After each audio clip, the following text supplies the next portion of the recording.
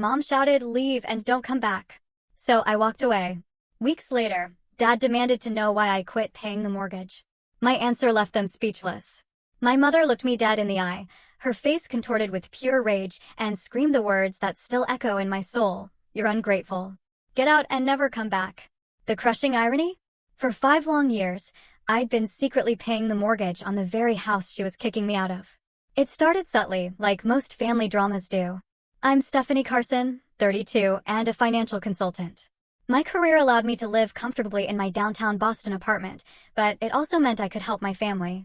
I never expected a parade, but I definitely didn't expect to be exiled from a home I was financially supporting. Before I get into that fateful Sunday afternoon, let me take you back a bit. I grew up in a modest 3-bedroom house in Riverside, a quiet suburb outside Boston. My parents, Carol and Michael, always tried their best for my younger brother, Ryan, and me, but money was a constant worry. Mom worked as a receptionist, always exhausted, and Dad hopped from sales job to sales job, never really finding his stride. Education, though, was non-negotiable. I poured myself into my studies, not just because I loved to learn, but because I saw it as my one-way ticket to a more stable future. While my friends were living it up, I was tutoring younger kids, the extra cash quietly disappearing into household expenses my parents just couldn't cover. My hard work paid off. I snagged a full scholarship to Boston University's School of Business. Those 4 years were a revelation. Finally, I was surrounded by people who shared my ambition. I graduated at the top of my class, landed a coveted entry-level position at Blackwood Consulting, a prestigious financial firm in Boston. My career was just taking flight when disaster struck at home. The economic downturn hit my dad hard. He lost his latest sales job at 54, with no specialized skills and an outdated resume. Rejection after rejection. Mom's receptionist's salary barely covered the essentials, and they quickly fell behind on the mortgage.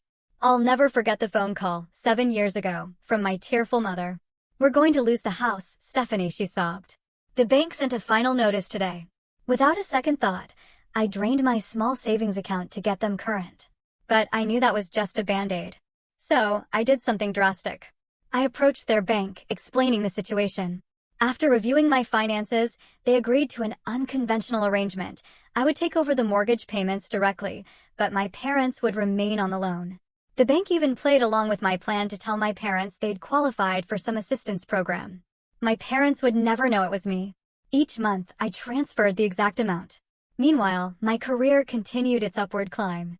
By 27, I was a senior financial consultant, with a corner office and a salary that allowed me a beautiful apartment in Back Bay.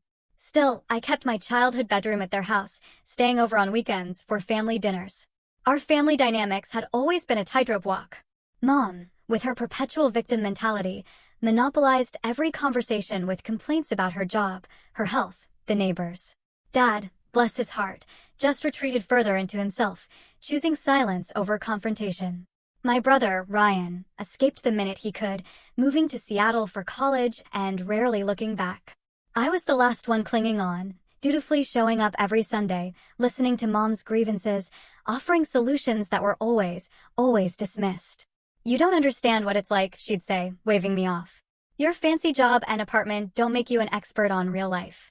The irony, of course, was that I understood their financial reality better than they did. I knew every penny they owed on those credit cards, how little they had saved, and that without me, the house they'd lived in for 30 years would have been gone. For 5 years, I maintained this precarious balance. I found satisfaction at work, built friendships, even dated, though relationships often fizzled when men realized how much emotional energy I poured into my family.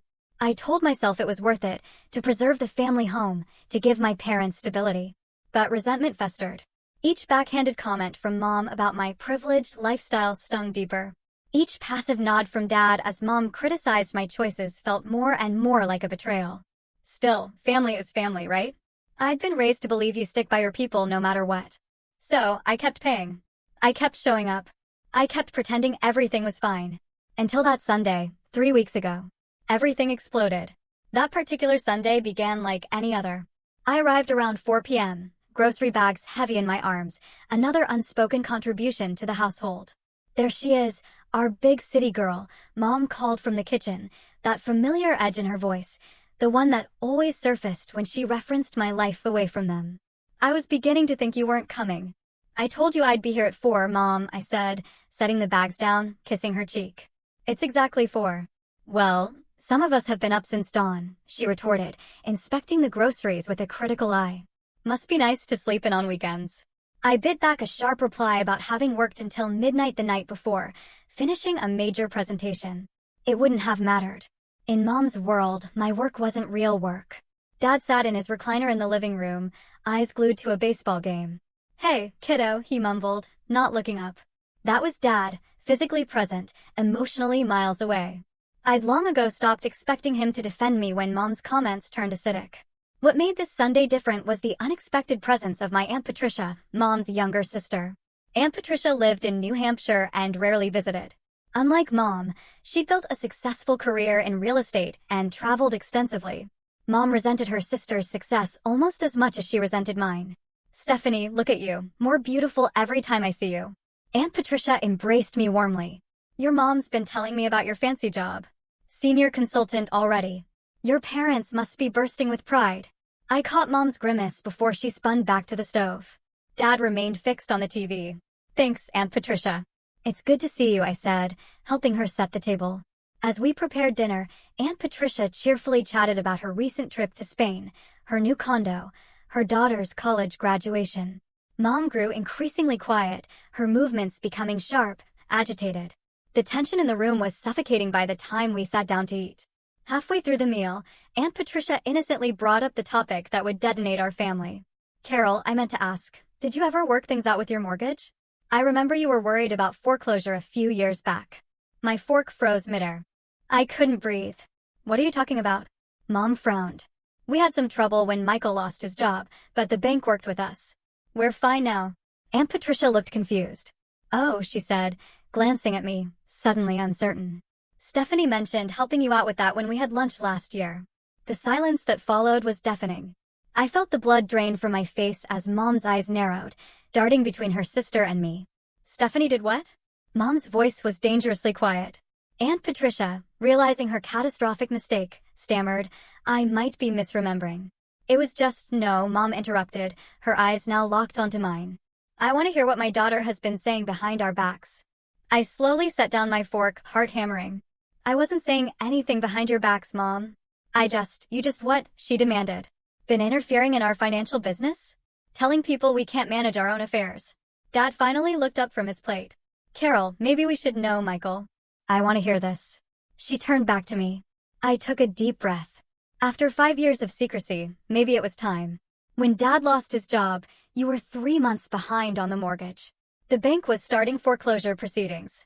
I paid the outstanding balance and arranged to make the monthly payments directly to the bank. The color drained from Mom's face, then returned with a vengeance. You did what? I've been paying your mortgage for the past 5 years, I said quietly. I wanted to help.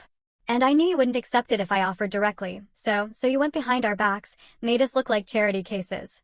Mom's voice rose with each question.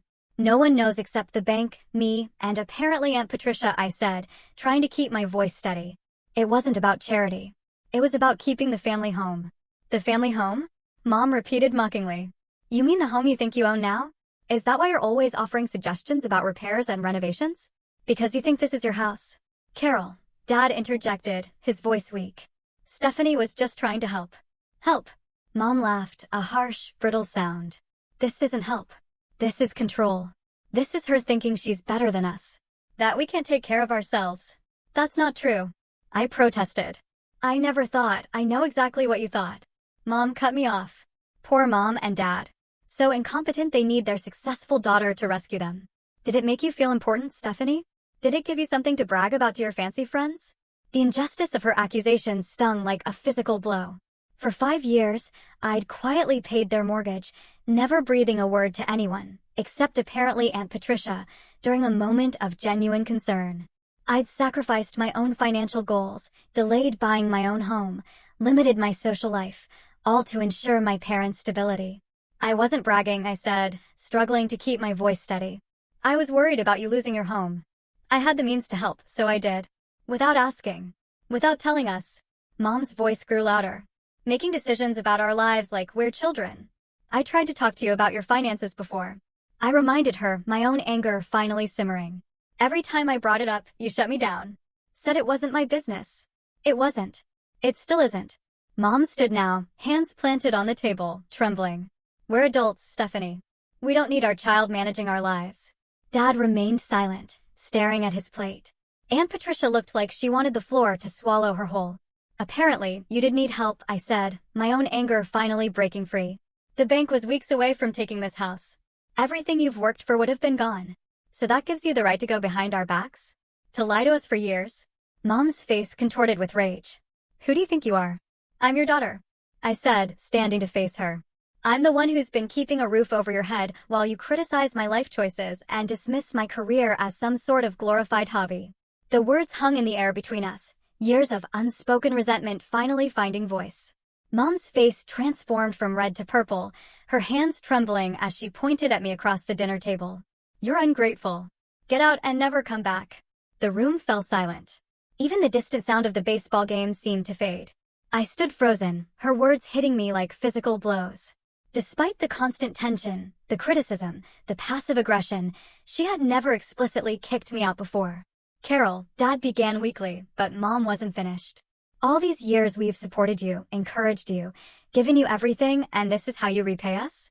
By going behind our backs, by making us look like charity cases. Her voice rose with each accusation. You think your business degree and downtown apartment make you better than us? You think that gives you the right to control our lives? I wasn't trying to control anything, I said, my voice barely above a whisper. I was trying to help. Help. Mom laughed, a harsh, brittle sound. No, Stephanie. This wasn't help. This was you playing savior. This was you needing to feel superior. That's not fair. I protested, tears stinging my eyes. Fair? You want to talk about fair? Mom's voice grew even louder. Is it fair that you've been lying to us for years? Is it fair that you've been discussing our private business with Patricia? She gestured wildly toward my aunt, who shrank further in her chair. I didn't mean Patricia started, but Mom cut her off with a raised hand. And you? She turned back to me. With your perfect little life and your perfect little career. Never married, barely dating, spending your weekends with your parents because you have nothing better to do. Using our financial problems to make yourself feel important. Each word was a dagger, aimed precisely at my deepest insecurities. I looked to Dad, silently pleading for intervention, but he remained quiet, eyes fixed on his plate. His silence felt like a betrayal worse than Mom's words. I think you should leave, Mom said, her voice suddenly cold and controlled. And don't bother coming back next Sunday or any Sunday. Since you seem to think this is your house, let me make it clear. It's not. It's our home, and you're no longer welcome in it. The chilling finality in her tone made my stomach drop. I stood there, tears now flowing freely, unable to form a response. Carol, that's enough, Dad finally said, but it was too little, too late. Fine, I whispered, grabbing my purse from the back of my chair. If that's what you want, I'll go. Stephanie, wait. Aunt Patricia called after me as I headed for the stairs. She doesn't mean it. She's just upset. But I knew my mother. Once she made a declaration like this, she rarely backed down. And something inside me had finally shattered. 5 years of unacknowledged support, of criticism and judgment, of walking on eggshells, it all culminated in this moment of absolute, searing rejection. I climbed the stairs to my childhood bedroom, the room I still used during weekend visits. Looking around at the remnants of my youth, debate, trophies, honor roll certificates, my framed college degree, I felt a profound sense of disconnect. These achievements, which had once seemed so vital, now felt hollow in the face of my mother's dismissal. I grabbed an overnight bag from the closet and stuffed it with the essentials I kept here, clothes, toiletries, a few books. My hands moved mechanically while my mind reeled. Was this really happening? Was I actually being thrown out of the house I had financially supported for years? As I packed, I could hear the muffled sounds of argument continuing downstairs, Mom's strident tones, Dad's quieter responses, Patricia's attempts at mediation. None of it mattered anymore. A line had been crossed that couldn't be uncrossed. I took one last look around the room at the twin bed, where I'd spent countless nights dreaming of a future where I could help my family, where my success would bring us all security and happiness. What a foolish dream that had been. With my bag slung over my shoulder, I descended the stairs. The argument in the dining room fell silent as I appeared. Stephanie, Dad started, rising from his chair, but I shook my head. Don't, I said, my voice surprisingly steady. Just don't. I've heard enough. You're really leaving? Just like that. Mom's tone suggested she hadn't expected me to actually go, despite her explicit demand. Isn't that what you want? I asked. For me to get out and never come back? Those were your exact words. Mom crossed her arms, a gesture of defiance I'd seen countless times throughout my childhood. If you walk out that door, she said, don't expect things to go back to normal the next time you decide to grace us with your presence. I looked at her, truly looked at her, perhaps for the first time, seeing her not just as my mother, but as a person, flawed, insecure, and ultimately unable to accept help without perceiving it as criticism. Goodbye, Mom, I said simply. Dad, Aunt Patricia, I'm sorry about dinner. I walked out the front door without looking back, the sound of it closing behind me strangely final. In my car, I sat for several minutes, hands gripping the steering wheel, tears blurring my vision. The house I'd preserved for my family now stood as a monument to misplaced loyalty and unappreciated sacrifice. The drive back to my apartment passed in a haze of disbelief and pain. Traffic lights changed, other cars moved around me, but I barely registered any of it. By the time I pulled into my building's parking garage, my shock had begun to give way to a different emotion, resolve. In my apartment, I dropped my bag in the entryway and went straight to my home office. Opening my laptop, I navigated to my bank's website and found the automatic transfer I'd set up 5 years ago, $1,875 on the first of every month to my parents' mortgage company. My finger hovered over the Cancel Recurring Payment button. Was I really going to do this? After 5 years of ensuring my parents' housing security, could I really just stop? Get out and never come back, Mom's words echoed in my mind. I clicked the button. A confirmation window appeared. Are you sure you want to cancel this recurring payment? I clicked yes. Just like that, it was done. After 5 years and over $110,000 in payments, I had severed the financial tie that bound me to my parents' home. The relief I expected didn't come.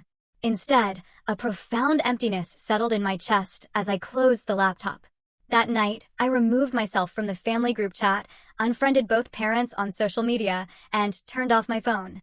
Whatever came next, I needed space to process the seismic shift in my family dynamic. As I finally fell into a restless sleep, one thought provided a small measure of comfort. For the first time in my adult life, I was completely untethered from my parents' financial problems. Whatever happened to them now was not my responsibility. The freedom felt both terrifying and exhilarating. The first week after the confrontation passed in a blur of emotional extremes. During the day, I threw myself into work with an intensity that surprised even my most ambitious colleagues. Nights were different. Alone in my apartment, doubts crept in. Had I overreacted? Should I have tried harder to explain? Was cutting off the mortgage payments too drastic? My phone remained off for the first 3 days. When I finally powered it back on, there were no messages from either parent. The silence hurt more than I expected. Despite everything, some childish part of me had hoped they would reach out, apologize, acknowledge their mistake. On day 4, my best friend Kimberly staged what she called an intervention at my apartment, arriving unannounced with takeout and wine. You look terrible, she announced as I opened the door. Thanks, come right in, I replied dryly, stepping aside to let her pass. Kimberly was one of the few people who knew about my financial support of my parents. She'd been advising me to stop for years, calling it a toxic arrangement that enabled my mother's emotional manipulation. So you finally did it, she said, unpacking containers of Thai food on my kitchen counter. You finally stood up to Carol the Terrible. Despite everything, I felt a flare of defensiveness. Don't call her that. Kimberly raised an eyebrow. The woman kicks you out of the house you've been paying for and you're still defending her? She's still my mother, I said quietly. And that's exactly the problem. Kimberly handed me a glass of wine. Your mother knows exactly how to push your buttons because she installed them. You need perspective, Steph. What would you tell a client who was in your situation? She had a point. As a financial consultant, I'd advised numerous clients to disentangle their finances from family members who took advantage. Why had I been unable to follow my own professional advice? That night, after Kimberly left, I did something I'd been avoiding. I called my brother Ryan in Seattle. About time, he said when I told him what had happened. I've been telling you for years that they're emotional vampires, especially Mom. They're not that bad, I said automatically. Stephanie, she threw you out of the house you've been paying for because you had the audacity to help them.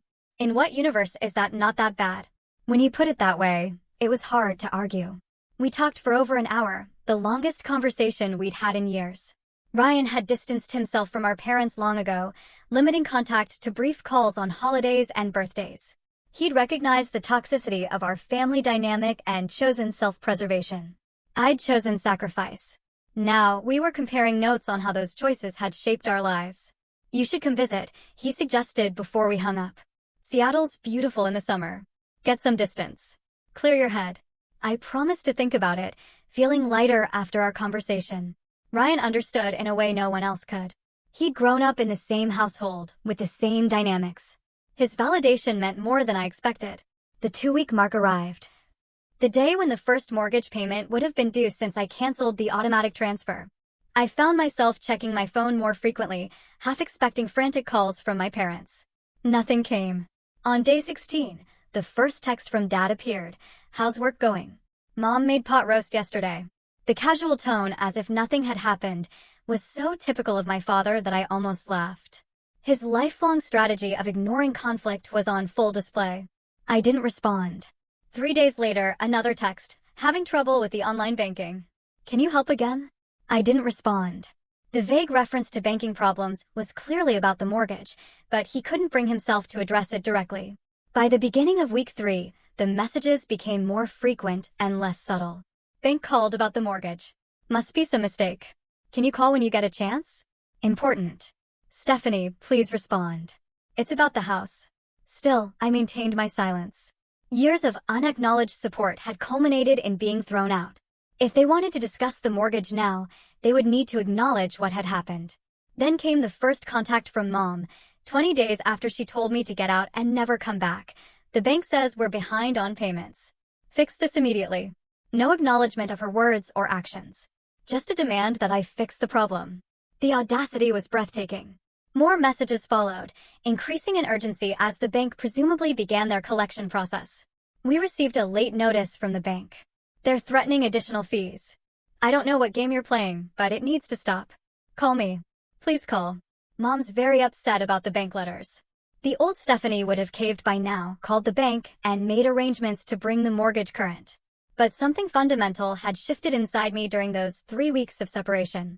I'd started therapy at Kimberly's insistence, with a counselor who specialized in family dynamics.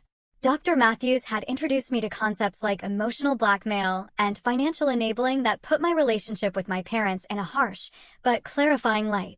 25 days after the confrontation, the message I'd been both dreading and expecting arrived from Dad. Bank called. They've started foreclosure proceedings. We need to talk. I stared at my phone, heart pounding. This was the moment of truth. The house I'd grown up in, the home I'd secretly preserved for years, was now at risk. And for the first time, I recognized a simple truth. It wasn't my responsibility to save it. That evening, my doorman called up to announce a visitor. Michael Carson is here to see you, Miss Carson. Should I send him up? Dad had never visited my apartment before. In the 5 years I'd lived there, neither of my parents had shown any interest in seeing my home. I'll come down, I told the doorman, not ready to welcome Dad into my personal space. In the lobby, Dad looked smaller somehow, his shoulders hunched, his expression anxious. When he saw me, relief washed over his face. Stephanie, thank God. You haven't been answering our calls or texts? We've been worried sick. The concern might have touched me once. Now I recognized it for what it was, concern about the foreclosure, not about me. Hi, Dad, I said, keeping my voice neutral. Why are you here? He glanced around the lobby, clearly uncomfortable having this conversation in a semi-public space. Can we talk somewhere private? We can sit over there, I said, gesturing to a small seating area in the corner of the lobby. It was empty, offering minimal privacy without the intimacy of my apartment. As we sat down, I noticed how tired Dad looked. The past 3 weeks had clearly taken a toll on him. For a moment, guilt tugged at my heart, but I pushed it away. I hadn't created this situation. I had simply stopped enabling it. Stephanie, he began, his voice low and urgent. Why did you stop paying the mortgage? The directness of Dad's question caught me off guard. After years of avoiding difficult conversations, years of dancing around the truth, he had finally asked something straightforward. It was almost refreshing. Why do you think, Dad? I asked, maintaining eye contact. He shifted uncomfortably in his seat. Is this about what your mother said? You know how she gets. She didn't mean it. Which part didn't she mean? I asked, my voice cutting through his excuses. The part where she called me ungrateful? Or the part where she told me to get out and never come back? Dad winced. She was upset. You know how she is when she feels attacked. I wasn't attacking her, I said, keeping my voice calm and measured despite the emotions churning inside me. I was explaining that I've been paying your mortgage for 5 years. That's not an attack, it's a fact. But stopping the payments without warning. He trailed off, running a hand through his thinning hair. The bank says they're starting foreclosure proceedings. We can't afford the payments on our own, Stephanie. You know that.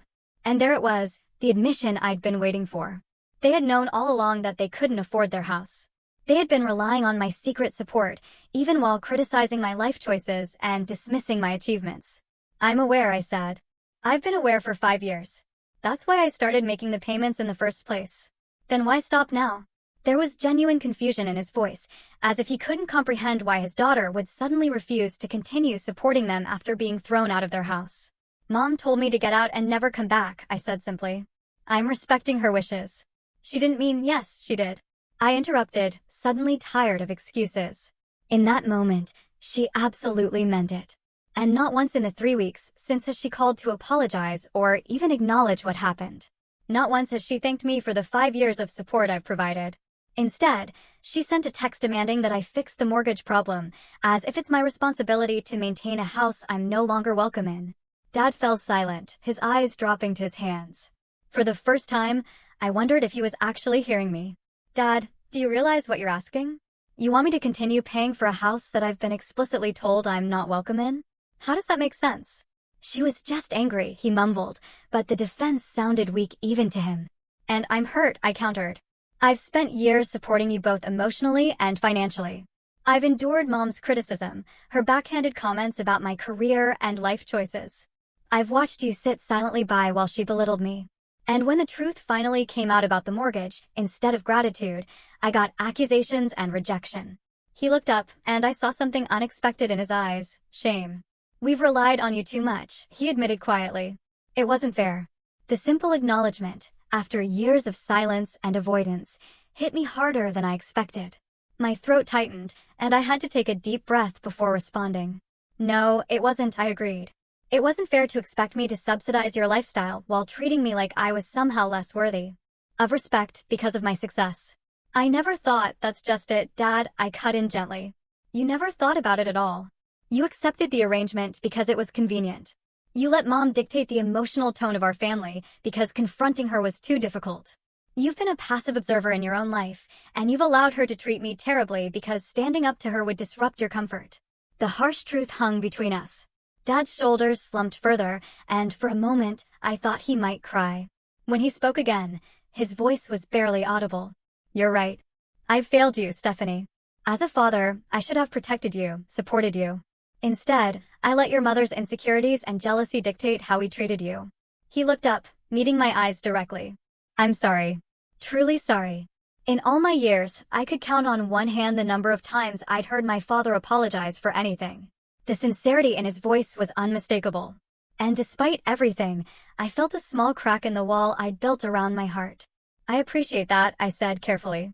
But an apology from you isn't enough. Mom needs to acknowledge what happened and take responsibility for her words and actions. Dad nodded slowly. She's struggling, Stephanie. The bank letters, the threat of foreclosure, it's forcing her to confront some hard truths about our financial situation and how we've treated you. She's not in a good place. That's not my responsibility, I said, more sharply than I intended. Softening my tone, I added, I can't keep setting myself on fire to keep you both warm. It's destroying me. I understand, Dad said. And for once, I believed he actually did. What do you need from us? What would make this right? The question surprised me. In all our years of family dysfunction, no one had ever asked what I needed. I took a moment to consider my answer carefully. I need Mom to apologize. Genuinely apologize. Not just because she wants the mortgage payments to resume. I need acknowledgement of the support I've provided and the way I've been treated. And most importantly, I need to establish clear boundaries moving forward. Our relationship can't continue as it has been. Dad nodded thoughtfully. Would you be willing to come to the house for a conversation? All three of us, talking openly and honestly. The prospect of returning to the house where I'd been rejected was daunting, but I recognized the necessity of facing this situation directly. Under certain conditions, I said. It needs to be a calm, respectful discussion. At the first sign of Mom becoming defensive or attacking, I'm leaving. And I want it clear that I'm not committing to resuming the mortgage payments. That will depend entirely on how the conversation goes. That's fair, Dad agreed, a hint of relief in his voice. When would you be willing to meet? We settled on the following Sunday, exactly 4 weeks after the confrontation that had shattered our family dynamic. As Dad rose to leave, he hesitated, then stepped forward and embraced me awkwardly. It was the first time he had initiated physical affection in years. "I'm proud of you, Stephanie," he whispered. "I should have told you that a long time ago." After Dad left, I remained in the lobby seating area, processing what had just happened. The conversation had gone nothing like I expected. Instead of manipulation and guilt-tripping, Dad had actually listened. He had acknowledged his role in our dysfunctional family system. It wasn't everything, but it was a start. Back in my apartment, I called my therapist for an emergency session to prepare for the upcoming family meeting. Dr. Matthews helped me develop strategies for maintaining boundaries, recognizing manipulation tactics, and expressing my needs clearly without being derailed by emotional responses. "Remember," she advised as our session ended, "you're not responsible for their reactions or emotions. You can only control your own behavior. Stay grounded in your truth." I spent the days leading up to Sunday's meeting alternating between determination and anxiety. Kimberly offered to be on call during the meeting, ready to provide an escape or support if needed. Ryan called daily from Seattle, coaching me through potential scenarios and reminding me that I had the right to walk away if things turned toxic.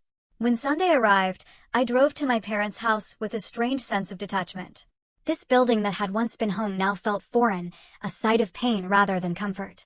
As I parked in the driveway, I took several deep breaths, centering myself in the way Dr. Matthews had taught me. "You've got this," I whispered to myself as I approached the front door. "Whatever happens, you're going to be okay." I rang the doorbell rather than using my key, a small act that symbolized my new status as a visitor rather than a member of the household. Dad opened the door immediately, as if he'd been waiting nearby. "Stephanie," he said with evident relief. "Your mother's in the living room." I stepped inside, bracing myself for whatever came next. The familiar scent of the house, a mixture of Mom's floral perfume and the lemon polish Dad used on the furniture, brought a wave of nostalgia that I quickly suppressed. This wasn't about the past. It was about defining the future. Mom sat rigidly on the couch, her face a careful mask. Dad took a seat beside her, leaving me the armchair across from them. The coffee table between us felt like a demilitarized zone. "Thank you for coming," Dad began, clearly having rehearsed this opening. "We appreciate you being willing to talk." I nodded but didn't speak, waiting to see how Mom would respond. For several uncomfortable seconds, silence filled the room. Finally, she cleared her throat. "The bank called again yesterday. They said they're moving forward with foreclosure proceedings." Not an apology, not an acknowledgement, just another statement about the mortgage. I felt disappointment settle in my stomach. "Is that all you have to say to me?" I asked quietly.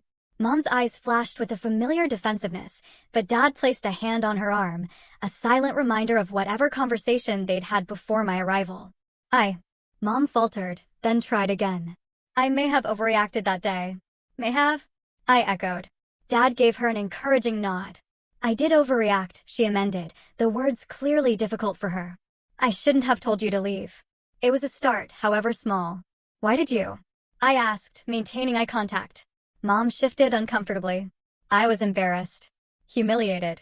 Finding out that you'd been paying our mortgage for years, that we couldn't manage on our own, and in front of Patricia, of all people.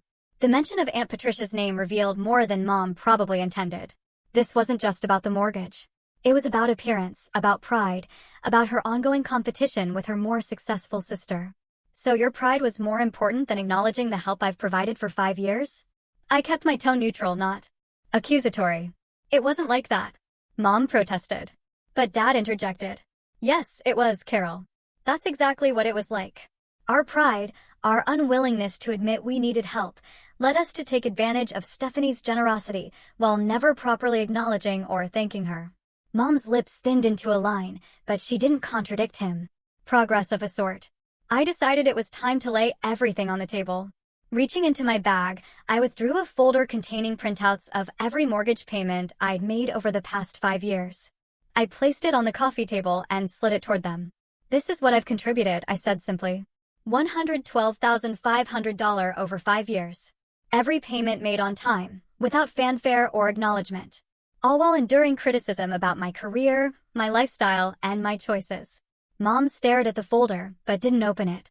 Dad reached for it with trembling hands, flipping through the pages with growing dismay.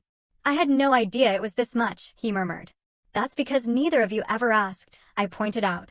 "You accepted the help without question, without gratitude, and ultimately with resentment rather than appreciation." Mom's eyes remained fixed on the folder, her expression unreadable. When she finally spoke, her voice was barely audible. "I don't know what to say. Thank you would be a start," I suggested, followed by a genuine apology for the things you said when you threw me out of this house. She flinched at my directness, but finally raised her eyes to meet mine. "Thank you," she said, the words sounding strange coming from her. "And I'm sorry for what I said. I didn't mean it. It wasn't perfect." There was still a defensive quality to her tone, but it was more than I'd ever received from her before. I nodded my acknowledgement, waiting to see if she would elaborate. "I was jealous," she admitted after another long pause, surprising me with her candor. "Watching you succeed, build your career, afford things we never could, it made me feel like a failure. Like everything your father and I worked for wasn't good enough." "I never thought that," I said softly. "I know that was my issue, not yours." Mom's hands twisted in her lap. "And then finding out you've been paying the mortgage, it felt like charity, like pity. It was easier to be angry than grateful."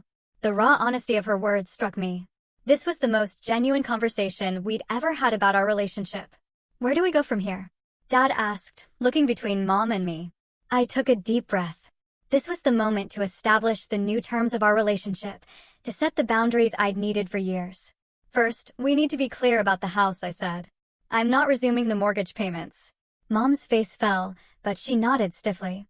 "Instead," I continued, "I'm willing to help you develop a plan for financial independence. That might mean downsizing to a home you can actually afford, creating a realistic budget, or exploring other options for your retirement years. But whatever happens, it needs to be sustainable without my ongoing financial support." Dad nodded thoughtfully. "That's more than fair." "Second, our relationship needs to change," I said firmly. "No more criticism of my career or lifestyle. No more passive-aggressive comments. No more expectations that I'll drop everything when you need something. I'm your daughter, not your personal bank or emotional punching bag." Mom flinched at my words, but didn't argue. "And finally," I concluded, "I need time and space to heal. This breach of trust, being thrown out of the family home, it's going to take time for me to process and move past it. I'm not cutting you off, but I am establishing boundaries. Sunday dinners will be occasional, not weekly. Phone calls will be when I have the emotional energy, not on demand.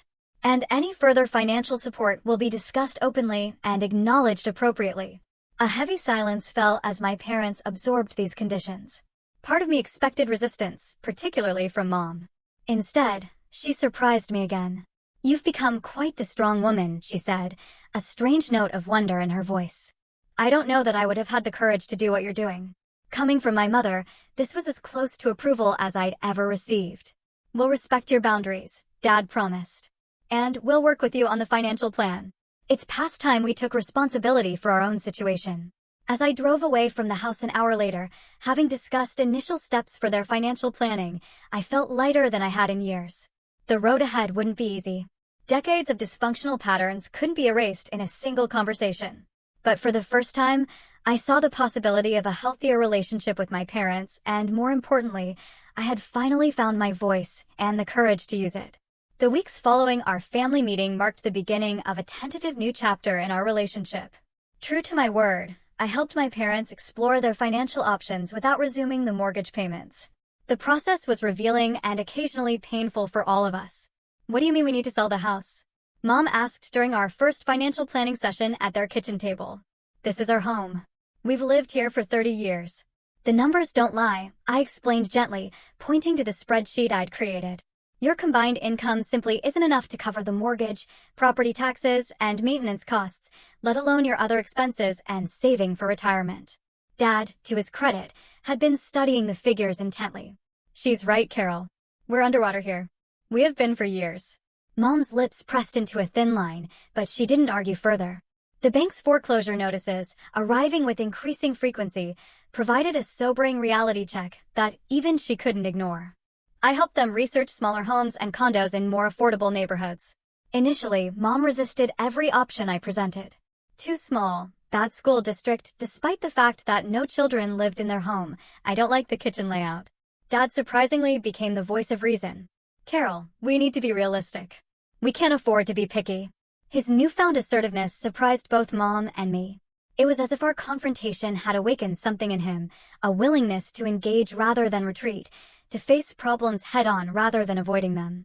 3 weeks into our house hunting, we found a 2-bedroom condo in a pleasant community about 20 minutes from their current neighborhood. The price was within their budget, especially after selling their current home, and the reduced space meant lower utility bills and maintenance costs. I could see us here, Dad said as we toured the unit.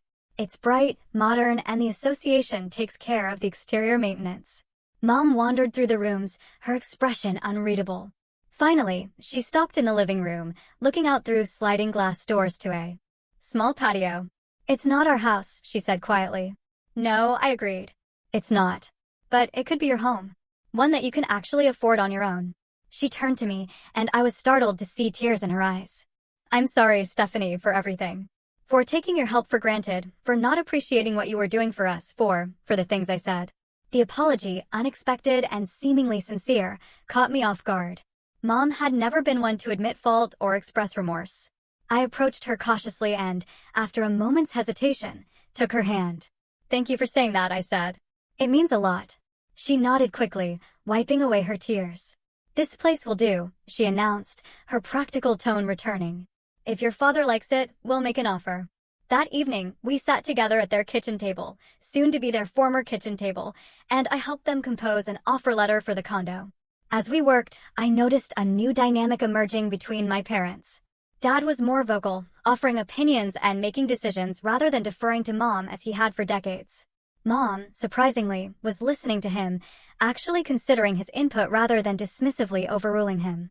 You two seem different, I observed as we finished the paperwork. Dad glanced at Mom, a small smile playing at his lips. Let's just say we've had some long overdue conversations. After you left that day, Mom added, not meeting my eyes. Your father finally stood up to me, told me exactly what he thought about how I'd treated you all these years. It wasn't pretty, Dad admitted. But it was necessary. The revelation that Dad had defended me, had actually confronted Mom about her behavior, was both shocking and deeply moving. All those years of silence, of passive acceptance, perhaps he had been paying more attention than I'd realized. Their offer on the condo was accepted, and we entered the whirlwind process of preparing their house for sale. Decades of accumulated possessions had to be sorted, sold, donated, or discarded. It was physically exhausting, but emotionally clarifying for all of us. Do we really need 5 sets of dishes? I asked Mom as we tackled the kitchen cabinets. She held a chipped plate from a set I remembered from early childhood. This was my mother's, she said softly. But no, we don't need 5 sets. By the time we finished, they had downsized their possessions by more than half. The house, cleared of clutter and freshly painted, sold within 2 weeks for enough to pay off the remaining mortgage and provide a comfortable cushion for their new life. Moving day was bittersweet. As the last boxes were loaded onto the truck, I found Mom standing in the empty living room, looking around with a mixture of sadness and resignation. 30 years, she murmured as I approached. We brought you and Ryan home to this house. You took your first steps right there. She pointed to a spot near the fireplace. It's just a house, Mom, I said gently. The memories come with us. She nodded, blinking rapidly. You're right. And this new place, it's a fresh start for all of us. The day they moved into the condo, I helped them unpack and arrange their remaining furniture. The smaller space actually suited their reduced possessions perfectly, creating a cozy, manageable environment. By evening, we had the essentials unpacked, and I ordered takeout for the 3 of us. As we sat at their new dining table, eating Chinese food from containers, Dad raised his water glass in a toast. To new beginnings, he said, and to our daughter, who had the courage to force us to face reality. Mom raised her glass as well. To Stephanie, she echoed, meeting my eyes with genuine warmth. Thank you. It wasn't a perfect resolution. Decades of dysfunctional patterns couldn't be erased in a few weeks, but it was a start, a foundation for a healthier relationship built on honesty, respect, and appropriate boundaries. As I prepared to leave that evening, Mom hesitated, then hugged me. Not the perfunctory embrace she'd offered in the past, but a real hug, tight and lingering. "We're going to be okay," she whispered. "All of us." For the first time in years, I believed her. 6 months have passed since that tumultuous Sunday dinner that changed everything. Looking back, it's hard to believe how much has shifted in such a relatively short time. The journey hasn't been easy or linear, but the transformation in my relationship with my parents has been profound. Mom and Dad have settled into their condo, creating a comfortable home that genuinely reflects their current life stage. The financial plan we developed together has given them stability and independence for the first time in years. They live within their means now, no longer relying on my secret support to maintain an unsustainable lifestyle. Dad has taken charge of their finances, meticulously tracking expenses and planning for their retirement. He's found purpose in this role, often calling me to proudly report how they've stayed under budget for the month or managed to add to their modest savings. The passive man who once avoided conflict at all costs has been replaced by someone who actively engages with life's challenges. Mom's transformation has been more nuanced, but equally significant. She still struggles with expressing gratitude or admitting fault, but she's making visible efforts to change patterns established over a lifetime. The criticism and backhanded comments that once characterized our interactions have largely disappeared. In their place is a tentative appreciation for who I am, not who she wishes I would be. Last month, she surprised me by asking thoughtful questions about my latest project at work, actually listening to my responses without dismissive comments about my fancy job. It was a small moment, but it represented enormous progress. Our relationship has found a new rhythm. We speak on the phone once a week rather than my previous daily calls, fielding complaints and crises. Sunday dinners happen monthly instead of weekly, and I leave these gatherings feeling energized rather than drained. Most importantly, I no longer measure my worth as a daughter by the sacrifices I make or the financial support I provide. My relationship with Ryan has deepened as well. I took his advice and visited Seattle for a week in the summer. Away from the familiar pressures of Boston, we reconnected as adults, sharing our parallel journeys of establishing boundaries with our parents. He's even made plans to visit our parents' new condo next month, his first trip home in nearly 3 years. "They seem different from your descriptions," he admitted during our last phone call. "Less toxic, maybe even normal." I laughed at that. I wouldn't go that far, but they're trying, and that counts for something. Professionally, I've continued to thrive. Without the constant drain of family drama and financial obligation, I've had more emotional and mental energy to invest in my career. Last month, I was promoted to executive consultant with a significant salary increase and additional leadership responsibilities. When I shared the news with my parents, both offered genuine congratulations without qualifications or jealousy. My personal life has blossomed too. For years, romantic relationships took a back seat to family obligations and career demands. The emotional energy required to manage my parents left little capacity for building meaningful connections. Now I'm 3 months into a promising relationship with James, a lawyer I met through a friend's dinner party. He's kind, thoughtful, and most importantly, respectful of my boundaries. "Your family sounds complicated," he commented after I shared an abbreviated version of recent events. But whose isn't? That simple acknowledgement that family complexity is universal rather than something to be ashamed of was refreshingly validating. The greatest change, though, has been internal. The guilt that once permeated my existence has largely dissipated. I no longer feel responsible for my parents' financial security or emotional well-being. I've recognized the difference between supporting and enabling, between generosity and martyrdom.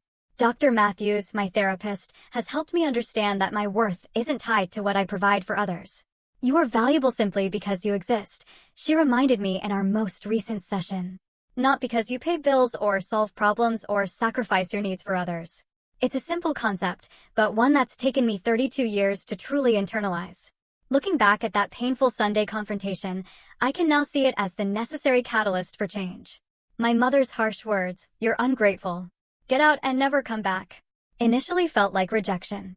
In reality, they forced a long overdue reckoning with unhealthy family dynamics that had persisted for decades.